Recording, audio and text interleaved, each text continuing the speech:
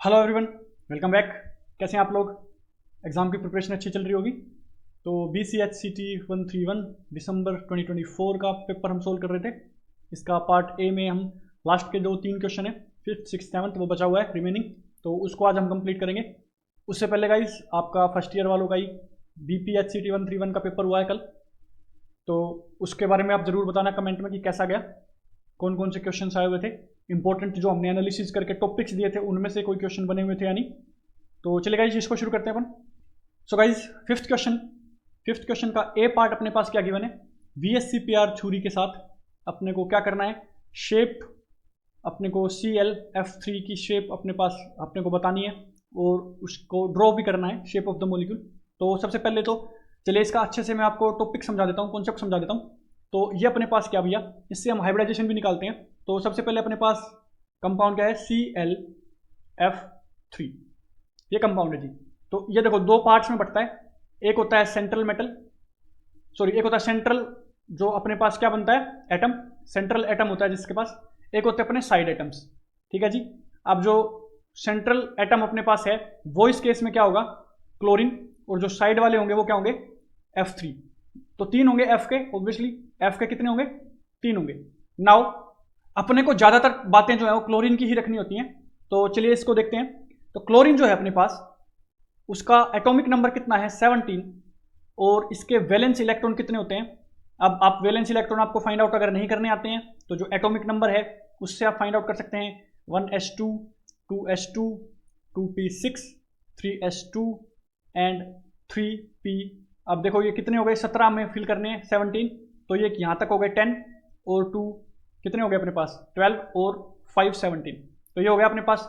Now last shell के अंदर जितने इलेक्ट्रॉन होते हैं उनको बोलते हैं वैलेंस इलेक्ट्रॉन्स, उनको क्या बोलते हैं, वैलेंस इलेक्ट्रॉन। तो कितने हो गए भैया, 7 हो गए, 7 इलेक्ट्रॉन्स हो गए। अब देखो 7 इलेक्ट्रॉन्स में से 3 के साथ तो ये बॉन्ड बनाएगा, 3 के साथ तो ये बॉन्ड बनाएगा, तो 7 - 3 तो हो गए बॉन्ड पेयर्स में, बॉन्ड पेयर्स में। अब देखो यहाँ पे बॉन्ड पेयर में इसका तो एक ही यूज होगा, इसका तो एक ही यूज होगा क्योंकि कोवेलेंट बॉन्ड बना रहे हैं नॉर्मली, तो इसका क्या यूज होगा, एक ही यूज होगा। तो 3 तो चले गए इलेक्ट्रॉन्स बॉन्ड पेयर्स में, ठीक है जी। 7 में से 3 गए 4, अब 4 इलेक्ट्रॉन बचते हैं ऐसे ही, तो इनको बोलते हैं 2 लोन पेयर्स। क्या करते हैं, 2 लोन पेयर्स, ठीक है जी। तो अब ये हो गए अपने पास, तो टोटल डोमेन कितने हो गए इलेक्ट्रॉन्स की, देखो 3 बॉन्ड पेयर की हो गई, 2 लोन पेयर की हो गई। अब आप कहोगे कि बॉन्ड पेयर में तो आपने सिंगल इलेक्ट्रॉन लिए हैं और लोन पेयर अपने आपने 2 इलेक्ट्रॉन काउंट किए हैं, क्योंकि देखो यार बॉन्ड पेयर में एक अगर इसका मिलेगा तो एक फ्लोरीन का भी तो मिल रहा होगा ना, समझ रहे हो मेरी बात को। तो वहां पे पेयर ही यूज होते हैं, तो बॉन्ड पेयर में ऐसे बनता है, जैसे मान लो ये क्लोरीन है ये फ्लोरीन है, तो एक इसका यूज होगा और एक इसका यूज होगा, तो ये बॉन्ड पेयर हो जाता है, समझ रहे हो। तो बॉन्ड पेयर के अंदर तो 3 काउंट करते हैं और ये हो गया लोन पेयर। नाउ कितने हो गए टोटल, 5 इलेक्ट्रॉन की डोमेन हो गई, ठीक है जी। अब 5 इलेक्ट्रॉन डोमेन के अंदर जो अपनी हाइब्रिडाइजेशन होती है वो 5 ऑर्बिट चाहिए होते हैं अपने पास। तो S का एक हो गया, P के कितने हो गए 3, और एक हम ले लेते हैं D का, तो sp3d इसकी क्या हो गई, हाइब्रिडाइजेशन हो गई। अब हाइब्रिडाइजेशन sp3d हाइब्रिडाइजेशन के लिए शेप और ज्योमेट्री क्या रहती है अपने पास, हम यहाँ पे लिख लेते हैं। सो गाइस sp3d हाइब्रिडाइजेशन के लिए अपने पास जो ज्योमेट्री होती है, ज्योमेट्री क्या होती है भैया, ट्राइगोनल बाय पिरामिडल, क्या होती है भैया, ट्राइगोनल बाय पिरामिडल, ठीक है जी। और शेप क्या होती है, चलो उसकी शेप की हम बात करेंगे, पहले ट्राइगोनल बाय पिरामिडल से क्या बना लेते हैं, स्ट्रक्चर बना लेते हैं। अब देखो 3 क्या थे बॉन्ड पेयर्स, 3 क्या थे बॉन्ड पेयर्स, और 2 क्या थे लोन पेयर्स। अब सबसे पहले तो आपको यह समझना पड़ेगा जो ये ट्राइगोनल बाय पिरामिडल जो अपने पास क्या है, ज्योमेट्री है, ये होती कैसी है। ये ऐसे होती है जैसे मान लो यहाँ पे सेंट्रल मेटल एटम है, एक यहाँ पे बना हुआ है बॉन्ड, एक यहाँ पे, एक यहाँ पे, एक ऊपर और एक नीचे, समझ रहे हो मेरी बात को। इस टाइप से होती है ये, इस टाइप से, समझ रहे हो, ये ऐसे, ये हो गई ट्राइगोनल बाय पिरामिडल। अब ये जो अपने पास हैं इनको बोलते हैं एक्सियल, इनको क्या बोलते हैं, एक्सियल पॉइंट्स, या इनको एक्सियल पोजीशंस बोलते हैं, ठीक है जी। और ये जो 3 आते हैं इनको बोलते हैं इक्विटोरियल पोजीशंस, क्या बोलते हैं, इक्विटोरियल पोजीशंस, ठीक है जी। अब देखो जो अपने पास लोन पेयर्स होते हैं ना, लोन पेयर्स में देखो 2 इलेक्ट्रॉन्स यूं ही पड़े हुए हैं, तो ये करते हैं आपस में, देखो बॉन्ड पेयर तो होते हैं स्टेबल, बॉन्ड पेयर क्या होते हैं, स्टेबल होते हैं, ठीक है जी। अब बॉन्ड पेयर स्टेबल हैं, जब लोन पेयर हैं यूं ही इलेक्ट्रॉन यहाँ पे रखे हुए हैं, तो उनके बीच में क्या होने लग जाएगा, रिपल्शन, क्या होने लग जाएगा, रिपल्शन। तो इस रिपल्शन की वजह से ये इक्विटोरियल पोजीशन पे आते हैं, किस पे आते हैं भैया, इक्विटोरियल पोजीशन पे। सो चलो अब बनाते हैं अपन, सेंट्रल में अपन को क्या रखना है, क्लोरीन रखना है, सेंट्रल में अपने को क्या रखना है, क्लोरीन। अब आप किसी का भी बनाओगे वो आपको ऐसे ही बनाना होता है, ठीक है। तो क्लोरीन का, अब क्लोरीन की इक्विटोरियल पोजीशन पे हमने क्या बना दिए, 2 लोन पेयर बना दिए। लोन पेयर को ऐसे डिनोट करते हैं, ये इस टाइप से, एक ये पेयर हो गया, एक ये पेयर हो गया, ठीक है जी। उसके बाद यहाँ पे आ गया एक बॉन्ड पेयर, किसके साथ जो है, फ्लोरीन के साथ जुड़ा हुआ है, ठीक है जी। एक ऊपर फ्लोरीन जुड़ गया और एक नीचे फ्लोरीन जुड़ गया। अब यहाँ की लोन पेयर की वजह से ये आपस में क्या होगा, रिपल्शन होगा, ये हल्का सा बेंड हो जाएगा, हल्का सा इस तरफ शिफ्ट हो जाएगा, समझ लो, ऐसे होती है इसकी शेप, हल्की सी इधर बनाओ, ठीक है जी, ऐसे बनेगी हल्की सी इधर। बट उसके बावजूद भी ये क्या होती है, शेप इसकी क्या होती है, टी शेप होती है। अब देखो आपको ध्यान से आपको सारी चीजें लिखनी है। अगर ये नंबर आपका 3 नंबर का या 5 नंबर का क्वेश्चन है, हमसे यहाँ पे शेप ही पूछी गई थी और उसको बनाने के लिए पूछा गया था। तो क्या शेप बनेगी इसकी, टी शेप बनेगी। और ये अपनी शेप, हमने इसका स्ट्रक्चर बना दिया, आप इसका स्क्रीनशॉट ले सकते हो, ठीक है जी। उसके बाद आप यहाँ पे, आपको यहाँ पे डबल नहीं बना के आना, आपको सिंगल ही बना के आना। बट मैंने आपको बताया कि यहाँ पे रिपल्शन की वजह से हल्का सा इधर शिफ्ट हो जाएगा। तो अगर आपको क्लियर इसका वो चाहिए तो ये इस टाइप से बनेगा, हल्का सा इधर, ये हल्का सा इधर, ये हो जाएगा अपने पास फ्लोरीन, एंड इधर आपके पास क्या बने हुए हैं, 2 लोन पेयर बने हुए, ठीक है जी। तो इस टाइप से आपका स्ट्रक्चर हो जाएगा। सो गाइस ये था आपका स्ट्रक्चर। आप एक काम कीजिए, आप इसका स्क्रीनशॉट ले लीजिए कि आपको कैसे लिखना है यहाँ से। इसमें जो है ना वो एक्स्ट्रा एडिशनल भी चीज़ें हमने लिखी हुई हैं, वो भी आप समझ सकते हो कि फ्लोरीन जो होता है, जो साइड एटम्स होते हैं उनके पास क्या क्या इलेक्ट्रॉन्स होते हैं। तो चलिए नेक्स्ट अपन देखते हैं, इसका भी आप स्क्रीनशॉट ले लीजिए। यहाँ पे भी आपकी पूरी एक्सप्लेन की हुई है, शेप में यहाँ पे बना देता हूँ, उसके बाद ले लीजिएगा। ये आपके पास हो गया क्लोरीन, ये आपके पास हो गया फ्लोरीन, ये हो गया फ्लोरीन, एंड इधर फ्लोरीन हो जाता है, और इधर आपके पास क्या हो जाते हैं, 2 लोन पेयर्स हो जाते हैं। ये आपके पास एक्सियल पोजीशन है, ठीक है जी। आप यहाँ पे लिख के आ सकते हो, ये दोनों एक्सियल होगी और ये सब क्या हो गए, तीनों इक्विटोरियल। आप लिख के आ सकते हो इसको अच्छे से, ठीक है जी। आप इसका स्क्रीनशॉट ले लीजिए। नाउ चलते हैं नेक्स्ट क्वेश्चन पे। नेक्स्ट क्वेश्चन अपने पास 5th का जो बी पार्ट है वो क्या बोलता है, ठीक है जी। डायपोल मोमेंट अपने को दे रखी है HCl की, गिवन है। उसके बाद इंटर एटॉमिक डिस्टेंस अपने को गिवन है। Calculate the percentage of ionic character HCl के अंदर। देखो अब ये H है और ये Cl है, इसके बीच में जो ये बॉन्ड बना हुआ है, अब देखो no bond is 100% ionic and no bond is 100% covalent. ये ब्रह्मास्त्र है, इस बात की गांठ बांध लो कि कोई भी बॉन्ड जो है 100% आयनिक नहीं होता है, 100% कोवलेंट नहीं होता है। अब इन दोनों में से इलेक्ट्रोनेगेटिव कौन है, क्लोरीन है। तो इसके पास जो है वो हल्का सा इलेक्ट्रॉन डेंसिटी शिफ्ट हो जाएगी, तो बॉन्ड इस टाइप से हो जाएगा, ठीक है। तो यहाँ पे इलेक्ट्रॉन मिलने की टेंडेंसी, जो प्रोबेबिलिटी है वो ज़्यादा हो जाएगी। तो इस पे पार्शियल नेगेटिव चार्ज आ जाता है, इस पे पार्शियल पॉजिटिव चार्ज आ जाता है। हम कॉन्सेप्ट की बात कर रहे हैं, न्यूमेरिकल तो सोल्व कर लेंगे ऑब्वियसली। नाउ अपने को इसमें यही बताना है कि ये जो आयनिक करेक्टर है, ये कितना आयनिक करेक्टर है इस HCl के बॉन्ड में। देखो वैसे तो हम इसको क्या बोलते हैं, कोवलेंट बोलते हैं। अब हम पता भी कर लेंगे कि कितना आयनिक करेक्टर है, कितना कोवलेंट है, कोवलेंट क्यों बोलते हैं, वो सब बातें करेंगे इसमें, ठीक है। तो परसेंटेज ऑफ आयनिक करेक्टर का फॉर्मूला है mu observed upon mu theoretical into 100।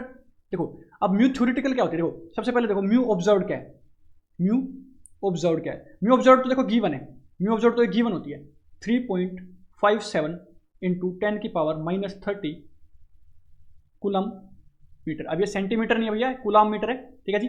अब ये हो गई अपने पास। नाउ म्यू थ्योरेटिकल क्या होती है, इसको आप समझो। म्यू थ्योरेटिकल का क्या मतलब है कि कितनी होगी आपकी डायपोल मोमेंट अगर ये जो अपने बॉन्ड बना हुआ ये 100% आयनिक हो। क्या हो, 100% आयनिक, ठीक है जी। तो ये अपने को फाइंड आउट करनी है सबसे पहले। तो ये अपने पास है, इसका फॉर्मूला होता है Q इंटू डी। क्यू क्या होता है, चार्ज, और डी क्या होता है, डिस्टेंस। अब जो Q है, जो अपने पास चार्ज है, वो देखो यहाँ पे हम किसकी बात कर रहे हैं, एक इलेक्ट्रॉन की बात कर रहे हैं। हम किसकी बात कर रहे हैं भैया, एक इलेक्ट्रॉन की बात कर रहे हैं। तो चार्ज क्या होगा, Q यहाँ पे क्या होगा, Q हो गया एक इलेक्ट्रॉन। एक इलेक्ट्रॉन पे चार्ज क्या है, -1.6 इंटू 10⁻⁻19 कूलम। अब ये चीजें तो आपको पता होनी चाहिए यार, कॉमन सी बात है। Now next D. डी अपने को गिवन है भैया, डी तो डिस्टेंस है यार, देखो डी तो अपने पास सेम ही रहेगा। तो ये बॉन्ड लेंथ जो अपने पास है, ये अपने पास है डी। तो डी क्या है अपने पास, 127.5 pm। अब ये pm क्या है, ये है भैया प्राइम मिनिस्टर मोदी जी, ठीक है। नहीं प्राइम मिनिस्टर नहीं है, ये क्या होता है, पिकोमीटर। क्या होता है, पिकोमीटर। अब देखो ये मैं आपको बता देता हूँ, nm होता है नैनोमीटर, जो कि क्या होता है 10⁻⁻9 मीटर। pm पिकोमीटर क्या होता है भैया, 10⁻⁻12 मीटर। एक होता है fm फर्मी मीटर, ये क्या होता है 10⁻⁻15 मीटर। एक क्या होता है भैया अपने पास माइक्रोमीटर, ठीक है जी, ये क्या होता है 10⁻⁻6 मीटर। एक क्या होता है आपके पास mm मिलीमीटर, ये तो आपको पता ही है 10⁻⁻3 मीटर। तो ये कुछ चीज़ें हैं, यूनिट्स हैं जो आपको पता होनी चाहिए, जो आपको यूज होंगी। अब ये चीज़ें यार देखो बच्चों की हैं, तो इसलिए ये गिवन नहीं देते लास्ट में ब्रैकेट में, ऐसे नहीं देते ना कि ये आपको पिकोमीटर जो है वो 10⁻⁻12 मीटर लेना है, ये सब चीज़ें नहीं देते क्योंकि बच्चों की चीज़ें यार। तो इसलिए आपको पता होना चाहिए। तो इसको अपन एसआई यूनिट में चेंज करेंगे तो एसआई यूनिट में रखना पड़ेगा। तो चलो जी, तो डी को क्या आ गया 127.5 इंटू 10⁻⁻12 मीटर। ठीक है जी, अब ये आ चुका है अपने पास। अब इसके बाद अपने को क्या करने का है, वैल्यू पुट करनी है। तो म्यू थ्योरेटिकल क्या आ जाएगा अपने पास, म्यू थ्योरेटिकल क्या आ जाएगा क्यू इंटू डी। अब क्यू इंटू डी अपने को करना है, क्यू अपने पास क्या था -1.6 इंटू 10⁻⁻19 इंटू, अब अपने को यहाँ पे देखो एक और चीज़ की मैं आपको बात बताता हूँ। ये जो अपन हमने यहाँ पे नेगेटिव साइन लिया ना इलेक्ट्रॉन का, हमें पता है, बट हमें यहाँ पे क्या रखना है, सिर्फ चार्ज रखना है। देखो मैं डायरेक्ट भी चार्ज रख सकता था, मैंने पहले माइनस रख के फिर इसको काटा, क्यों, ताकि आपको याद रहे इस चीज़ को। तो यहाँ पे हमने सिर्फ चार्ज रखना है, तो सिर्फ चार्ज की वैल्यू होती है Q into D. Negative positive charge का कोई मैटर नहीं होता है। ठीक है जी, अब ये अपने पास हो गया। उसके बाद अपन को डी करना है, डी से मल्टीप्लाई करना है। अब डी हमने क्या निकाला 127.5 इंटू 10⁻⁻12 मीटर, और ये किस में था अपना, कूलम में था। तो ये किस में आ जाएगा, कूलम मीटर में आ जाएगा। देखो हमने क्या किया, जो हमने फॉर्मूला देखा mu observed upon mu theoretical, ये फॉर्मूला था अपना। अब देखो म्यू जो ऑब्जर्व्ड है किस में है, कूलम मीटर में है, तो वो भी कूलम मीटर में ही हमें रखनी पड़ेगी। दोनों की दोनों सेम होगी तभी हम यहाँ पे रख सकते हैं, अदरवाइज हम नहीं रख सकते। तो चलिए इसको सोल्व करते हैं, इसका वैल्यू पुट करते हैं। सो म्यू थ्योरेटिकल अपने पास क्या आ जाएगा, अब इसको आप सोल्व कर लेना। इसका क्या आएगा अपने पास 2.04 इंटू 10⁻⁻29 कूलम मीटर, ये आ गया। अब अपने को कुछ नहीं करना, अब आयनिक करैक्टर निकालने के लिए, आयनिक करैक्टर निकालने के लिए अपने को क्या करना है, डायरेक्ट पुट करना है। थ्योरेटिकल आ जाएगा नीचे 2.04 इंटू 10⁻⁻29 कूलम मीटर, और ऊपर क्या है अपने पास, ऊपर अपने पास है इसकी जो वैल्यू थी म्यू ऑब्जर्व्ड की, जो कि क्या है 3.57 इंटू 10⁻⁻30 कूलम मीटर। अब देखो कूलम मीटर कट जाएगा, तो जो अपना आयनिक करैक्टर आएगा वो आएगा किसमें, परसेंटेज में आएगा। उसकी एक्चुअल वैल्यू क्या होती है, उसकी एसआई यूनिट नहीं होती है वो ऑब्वियसली यार। ठीक है, इनटू अपने को 100 करना होता है क्योंकि परसेंटेज चेंज करनी है। तो इसको जब आप सोल्व करोगे तो ये 30 से क्या कट जाएगा, ये अपना सोल्व हो जाएगा। तो अपने पास आ क्या जाएगी वैल्यू, ये अपने पास आ जाएगी यहाँ पे 10 की पावर क्या बचेगी, माइनस, यहाँ पे -30 था, -29 था, ये तो कट जाएगा। यहाँ पे बचेगा -1, वो आ जाएगा नीचे, समझ रहे हो ना। तो +1 होके तो ये हो जाएगा 20। तो यहाँ पे अपन इसको सोल्व करेंगे फर्दर, तो 3.57 अपॉन 20.4, क्योंकि यहाँ पे -1 बचा था वो नीचे आके इससे मल्टीप्लाई हो गया, इंटू 100। तो इसको जब आप सोल्व करोगे तो अप्रोक्सीमेट वैल्यू आएगी 17% की। किसकी वैल्यू आएगी, 17% की, या आप इसको 17.5% भी लिख सकते हो। अप्रोक्सीमेट वैल्यू लिखनी होती है, तो ये होती है अपने पास 17.5%। ये है अपना आयनिक करैक्टर। अब ध्यान से देखो आयनिक करैक्टर क्या है, आयनिक करैक्टर जो है अपना लेस देन है 50% से, तो इसीलिए हम इसको बॉन्ड को क्या बोल देते हैं, कोवेलेंट बॉन्ड बोल देते हैं। देखो है तो सही, आयनिक करैक्टर है, ये नहीं कह सकते हम कि परफेक्टली कोवेलेंट है, कोई होता ही नहीं परफेक्टली कोवेलेंट बॉन्ड, समझ रहे हो। तो आयनिक करैक्टर तो है, बट बहुत क्या है, बहुत कम है, बहुत लेस है। तो इसीलिए हम क्या बोल देते हैं, कोवेलेंट ज़्यादा है यार। अब देखो यार, एक मान लो कोई कंपनी है, ठीक है, उसमें अगर 51% का भी शेयर किसी के पास हो जाता है तो ये कह देते हैं कि वो उस कंपनी का डायरेक्टर है, मतलब उसका मालिक है, समझ रहे हो। बाकी चाहे किसी के पास 49 हो, 38 हो, कितने भी परसेंटेज और बाकी रखें, समझ रहे हो, थोड़ा सा भी ज़्यादा हो जाता है तो हम उसी का ले लेते हैं, इसीलिए कोवेलेंट करैक्टर यहाँ पे ज़्यादा हो जाता है, इसलिए हम कहते हैं कोवेलेंट बॉन्ड है। बट आयनिक करैक्टर भी होता है, कितना होता है 17.5%। चलिए गाइज नेक्स्ट क्वेश्चन की बात करते हैं। So guys 5th question complete हो गया, 6th की बात करते हैं। इसका जो ए पार्ट है, which one would be more polarizable between the following pairs? काट दो इसको, और अपने को रीजन भी देने हैं। इसको आप ट्रिक से समझ लो, इसको आप किससे समझ लो भैया, इससे आप इसको आप अगर ट्रिक से समझ के जाओगे ना तो आपका क्वेश्चन गलत नहीं होगा, ठीक है। तो देखो अब व्हाट इज पोलराइजेबिलिटी, तो सबसे पहले डेफिनेशन तो समझ लो भाई। पोलराइजेबिलिटी क्या होता है, कितना आसानी से कोई इलेक्ट्रॉन क्लाउड डिस्टोर्ट हो सकता है इलेक्ट्रिक फील्ड को लगाने से। जैसे मान लो मैं बात करूं, ये अपने पास क्या है, एक न्यूक्लियस है, और ये अपने पास बाहर क्या है, इलेक्ट्रॉन्स घूम रहे हैं। तो यहाँ पे एक इलेक्ट्रॉन क्लाउड है, ठीक है, मतलब इलेक्ट्रॉन क्लाउड का मतलब इलेक्ट्रॉन मिलने की प्रोबेबिलिटी यहाँ पे ज़्यादा है। तो यहाँ पे जब एक इलेक्ट्रिक फील्ड आएगी तो वो कितना आसानी से ये इसके अनुसार, मतलब ये जो field I, electric field I, इसके अनुसार ये अपने आप को क्या कर लेगा, अरेंज कर लेगा। इसकी बात है, समझ रहे हो मेरी बात को। तो ये चीज़ है, तो ये कितने आसानी से इसको अरेंज कर लेगा। ऑब्वियसली यार देखो इलेक्ट्रॉन है, इलेक्ट्रिक फील्ड अगर इधर जा रही है तो यहाँ पे कोई पॉजिटिव चार्ज रखा होगा, यहाँ पे कोई नेगेटिव चार्ज रखा होगा, तो ये किस तरफ भागेगा, opposite in the direction of field.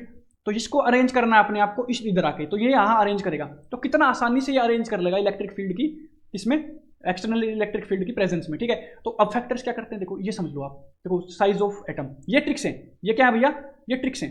तो साइज ऑफ एटम और आयन, जितना ज्यादा बड़ा एटम होगा उतना ज्यादा पोलराइजेबल होगा। ऑब्वियसली यार देखो छोटा सा एटम है, छोटा सा एटम है, तो इलेक्ट्रॉन इलेक्ट्रॉन के बीच में भी तो रिपल्शन हो जाएगा ना, तो ये इधर आना चाहेगा बट ये इसको आने नहीं देगा, ये इसको आने नहीं देगा, समझ रहे हो। तो जितना ज्यादा बड़ा जो एटम होगा, साइज एटम का बड़ा होगा तो उतना ही वो पोलराइजेबल ज्यादा होगा। दूसरा नंबर ऑफ इलेक्ट्रॉन्स, अब देखो जितने ज्यादा नंबर ऑफ इलेक्ट्रॉन्स होंगे और साइज भी बड़ा है तो आसानी से आ सकते हैं इलेक्ट्रिक फील्ड की उससे। अब देखो फील्ड जो होती है वो ई को ज्यादा फोर्स प्रोवाइड करेगी ऑब्वियसली, तो जितना ज्यादा ई उतना ज्यादा डिस्टॉर्ट हो जाएगा ऑब्वियसली, ठीक है जी। उसके बाद यहाँ पे जो है इसको आप लिखो जेड अफेक्टिव चार्ज, क्या लिखोगे आप, जेड अफेक्टिव चार्ज, सिर्फ चार्ज नहीं लिखना, जेड अफेक्टिव चार्ज लिखना है। अब ये जेड अफेक्टिव क्या होता है इसको समझते हैं, चलिए मैं आपको समझाता हूँ ना। देखो अपना क्या होता है, न्यूक्लियस होता है सेंटर में, और बाहर जो है एक इलेक्ट्रॉन घूम रहा है किसी ऑर्बिटल में।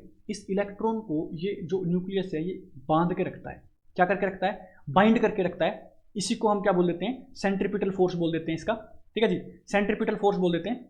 अब ये सेंट्रीपिटल फोर्स अगर ना हो तो ये इलेक्ट्रॉन जो है ये भग जाएगा यार, सिंपल सीधी सी बात है। ये इसी ऑर्बिट में क्यों घूमता है, सेंट्रीपिटल फोर्स लगता है इस पर। अब ये जो फोर्स होता है इसी को हम क्या बोलते हैं, Z affective charge, Z affective charge. अब यार ठीक है, नाम तो है चार्ज बट एक्चुअल में क्या है, फोर्स। अब यार ये तो होता ही है कई जगह, है ना, नाम पे नहीं जाना, इसलिए जेड अफेक्टिव क्या होता है, ये जो बाइंडिंग फोर्स होता है। अब देखो जितना ज़्यादा ये बाइंडिंग फोर्स होगा उतना ये इसको खींच के रखेगा, समझ रहे हो। तो इलेक्ट्रिक फील्ड की उसके अंदर जो इलेक्ट्रिक फील्ड जब आएगी तो ये डिस्टॉर्ट हो नहीं पाएगा क्योंकि ये इसको खींच के रख रहा है यार, इस पर रिस्ट्रिक्शन है इसकी फोर्स की। तो इसीलिए जितना ज़्यादा जेड इफेक्टिव होता है, जितना ज़्यादा जेड इफेक्टिव होता है, higher charge usually means tighter hold on electrons, less polarizable. तो मैंने आपको सारे फैक्टर्स बता दिए हैं। अब अपन क्वेश्चन को सोल्व करते हैं। अपने को क्या करना है, F माइनस और I माइनस में कंपेयर करना है। देखो आयोडीन माइनस ज़्यादा पोलराइजेबल होगा क्योंकि I माइनस में एक तो चार्ज भी ज़्यादा है और दूसरी चीज़ चार्ज ज़्यादा, और दूसरी चीज़ आयन कितना बड़ा है, कहाँ फ्लोरीन और कहाँ आयोडीन, बीच में तो क्लोरीन भी पड़ जाता है भाई, तो बहुत बड़ा है अपने पास एटम है, साइज जो है एटम का बहुत बड़ा है, तो इसलिए आयोडीन ज़्यादा पोलराइजेबल होगा। तो यहाँ पे लिखा भी हुआ है हमने, ठीक है जी। उसके बाद O2 माइनस और H2 minus, H2 minus sulphide ion ज़्यादा पोलराइजेबल होगा क्योंकि H2 माइनस में लार्जर आयनिक रेडियस है, आयनिक रेडियस मतलब बेसिकली साइज ज़्यादा है कंपेयर टू O2 माइनस में, और larger the ion the more loosely held the electrons are making it easily distorted. अब देखो जितना ज़्यादा दूर ये होगा उतना ही ज़्यादा इससे इसका फोर्स क्या हो जाएगा, लेस हो जाएगा, समझ रहे हो मेरी बात को। इसलिए जितना बड़ा वो उतना जेड इफेक्टिव कम, जेड इफेक्टिव कम होगा तो ऑब्वियसली मोर पोलराइजेबल होगा, इसीलिए मोर पोलराइजेबल कौन है, H2 माइनस। तो ये आपके थे। अब ये देखो, अब मैंने आपको इसका कॉन्सेप्ट समझा दिया है, कॉन्सेप्ट समझाने के बाद आप इस टाइप के किसी भी क्वेश्चन को अटेम्प्ट कर सकते हो। नाउ मूविंग फॉरवर्ड, इसी का अपन बी पार्ट देखते हैं। ये अपने पास है फोटो इलेक्ट्रिक इफेक्ट, क्या भैया, फोटो इलेक्ट्रिक इफेक्ट। इसको आप इसका आप स्क्रीनशॉट ले लो एक बार, उसके बाद अपन समझते हैं इसको। अब फोटो इलेक्ट्रिक इफेक्ट को अपन पढ़ते हैं क्या होता है। देखो भैया, फोटो इलेक्ट्रिक इफेक्ट, जहां पे फोटो वर्ड यूज हो जाए वहां पे सनलाइट वगैरह से चीजें लिंक होती हैं। किससे ये लिंक होती है, सनलाइट वगैरह से, ठीक है जी। अब लाइट वगैरह से लिंक है, अपने पास कोई मेटल एटम, अपने पास कोई मेटल है, क्या है, मेटल है। अब ये मेटल है, अब ये मान लो कोई वायर है, कोई मेटल का सरफेस है, ठीक है जी। अब इस मेटल सरफेस के ऊपर इलेक्ट्रॉन्स घूम रहे होते हैं, मेटल सरफेस के ऊपर इलेक्ट्रॉन घूम रहे होते हैं। अब आप कहोगे कि मेटल सरफेस के ऊपर इलेक्ट्रॉन कैसे घूम रहे होते हैं, देखो मैं आपको बताता हूँ इसको, चलो अच्छे से समझा देता हूँ। जो अपने पास मेटल्स होते हैं, क्या होते हैं मेटल्स, उनकी टेंडेंसी होती है इलेक्ट्रॉन को लूज करने की। जैसे मान लो मैं बात करूँ NaCl है, ये जब बॉन्ड बनाता है तो Na प्लस बनता है और Cl माइनस बनता है ऑब्वियसली। तो Na ने एक इलेक्ट्रॉन लूज किया और Cl ने गेन किया है, तो Na क्या है, मेटल है, और Cl क्या है, नॉन मेटल है। तो मेटल इलेक्ट्रॉन लूज कर सकते हैं, छोटी क्लासेस की चीजें। नाउ जो मेटल्स हैं वो जब इलेक्ट्रॉन्स लूज कर देते हैं तो वो जो है दो केसेस में बढ़ते हैं, ठीक है जी। एक तो होता है इलेक्ट्रॉन्स और दूसरा होता है, जैसे मान लो हम बात करते हैं मेटल में आयरन की, तो Fe+2 में भी जाता है और Fe+3 में भी जाता है। तो मान लो 3 इलेक्ट्रॉन्स उसने लूज कर दिया तो 3 इलेक्ट्रॉन्स आ गए और Fe+3 आ गया, तो इसको बोलते हैं कर्नल्स। इनको क्या बोलते हैं, कर्नल्स।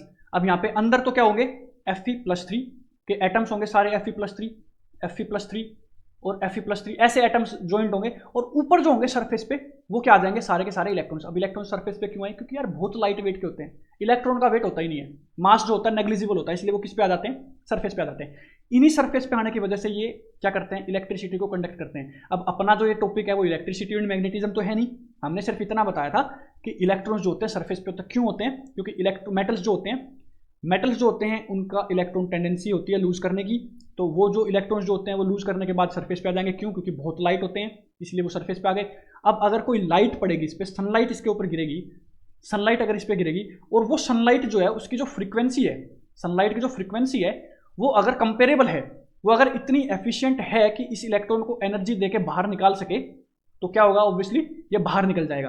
तो यहाँ पे अगर ये मेटल है, यहाँ पे एक इलेक्ट्रॉन है, यहाँ पे लाइट आई, वो लाइट से एनर्जी लेके एक्साइट होकर क्या निकल जाएगा? इस मेटल सरफेस से बाहर निकल जाएगा, जंप कर जाएगा। तो ये होता है बेसिकली अपने पास फोटो इलेक्ट्रिक इफेक्ट। अब इसका जो है अपने पास, जैसे मान लो एच जो होता है Planck's constant, H new, frequency into H होती है अपने पास बेसिकली एनर्जी। क्या होती है? एनर्जी, एनर्जी ऑफ लाइट जो अपने आ रही है, equals to H mu naught. अब ये म्यू नोट क्या है? इसको बोलते हैं थ्रेशोल्ड फ्रीक्वेंसी, वो मिनिमम फ्रीक्वेंसी जो रिक्वायर होती है इस इलेक्ट्रॉन को बाहर निकालने के लिए। अब देखो, कोई ना कोई लाइट तो ऐसी भी होगी ना जिसकी फ्रीक्वेंसी इतनी नहीं होगी कि ये इलेक्ट्रॉन को एक्साइट करके बाहर निकाल सके, है ना? तो वो थ्रेशोल्ड फ्रीक्वेंसी से लेस हो जाएगी। थ्रेशोल्ड फ्रीक्वेंसी से लेस फ्रीक्वेंसी वाले जो है इलेक्ट्रॉन्स को बाहर नहीं निकाल सकते, थ्रेशोल्ड फ्रीक्वेंसी से हाई फ्रीक्वेंसी वाले इलेक्ट्रॉन्स को बाहर निकाल सकते हैं। प्लस हम यहाँ पे क्या लिख सकते हैं? काइनेटिक एनर्जी या हाफ एम वी स्क्वायर। अब ये हाफ एम वी स्क्वायर देखो देखो, अब देखो जितना, अगर इसको बोलते हैं, इस पूरे को बोलते हैं क्या? Work function. ठीक है जी।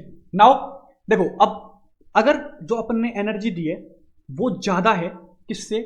इस वर्क फंक्शन से। बाहर निकालने वाली जो एनर्जी लग रही है, बाहर निकालने में जितनी एनर्जी लग रही है उससे ज्यादा है, तो बची हुई एनर्जी कहाँ जाएगी?